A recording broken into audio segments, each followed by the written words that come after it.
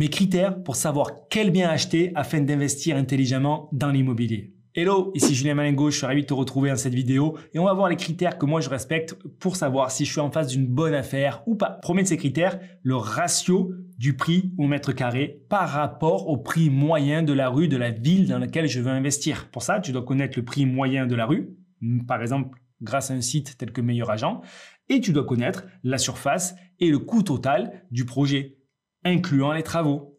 Tu fais le petit ratio, la petite comparaison par rapport au prix moyen. Si tu es au-dessus du prix moyen, alors pars en courant. Ou si je n'ai pas très loin du prix moyen, est-ce qu'on peut négocier? La seule chose que tu peux négocier, ça sera le prix. D'accord? Les travaux, on va pas les négocier. Les loyers, on va pas les négocier. Parce que sinon, au final, tu vas te retrouver avec une rentabilité sur le fichier Excel et pas, du coup, sur ton compte en banque. Donc, la marge de négociation du bien, est-ce qu'elle est de 10 000 euros? Est-ce que si tu négocies 10 000 euros, tu arrives à rentrer dans la fourchette? Ou est-ce qu'il faut que tu négocies 100 000 euros pour rentrer dans la fourchette? Ça, c'est le premier critère que je regarde. Est-ce que je peux me rapprocher du prix moyen? Pourquoi? Parce que je sais très bien que si je suis aux alentours du prix moyen pour un logement neuf et rénové, alors je vais revendre plus cher que la moyenne et je vais faire de la plus-value. Le deuxième critère que je regarde, c'est le cash flow. Est-ce que ce bien, pour le coût total généré, travaux et mobilier compris, va me permettre de faire du cash flow dès le premier jour de location? Le but, c'est d'arriver au minimum à faire du cash flow en location longue durée et d'arriver à autofinancer au minimum cet investissement-là. Quand je dis autofinancer, c'est 70% du loyer doit être égal à 100% de la mensualité. Si tu as ça en location longue durée, c'est bien, au minimum du minimum. Si tu as plus, c'est mieux. Et ensuite, on va les calculer grâce à la courte durée, combien de cash flow on peut faire.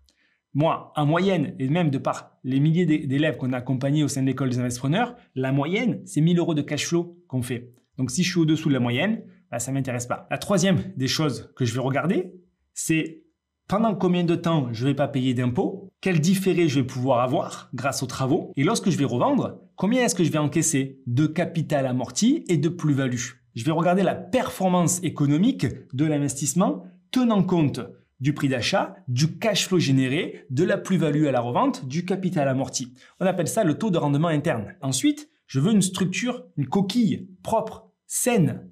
Toiture, charpente, fondation, façade. Ça, c'est des travaux que je ne veux pas entendre parler. Je veux que ce soit pris en charge ou que ce fût pris en charge par le vendeur. Ensuite, je vais regarder les contraintes administratives. Et là, il y en a de plusieurs sortes.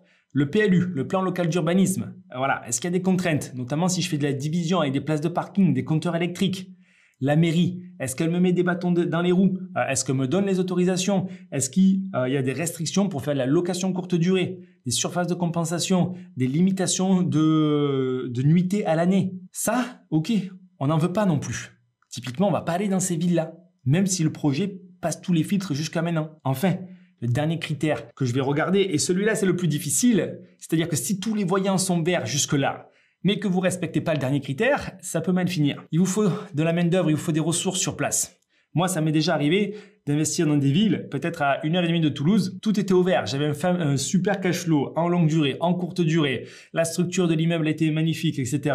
Pas de contraintes de création de places de parking ou d'exploitation en courte durée. Sur le papier, nickel. Sauf que pas de main-d'œuvre pour faire les quelques travaux que je dois faire. Et pire que ça, pas de main-d'œuvre pour gérer les biens. D'accord? Ni d'agence. Enfin, si, les agences ont leur contact. Elles disent, ah, moi, je prends pas de nouveaux biens parce que je suis déjà full et j'ai pas de locataire. Si vous voulez vous lancer là-dedans, mon meilleur conseil, c'est de télécharger les e-books en description de cette vidéo qui vont vous donner les bases que vous devez respecter pour faire de bons investissements immobiliers sans risque. Si vous avez des questions, vous pouvez me les poser en commentaire. Je vous réponds avec grand plaisir. Et moi, je vous retrouve pour une prochaine vidéo. Ciao, ciao!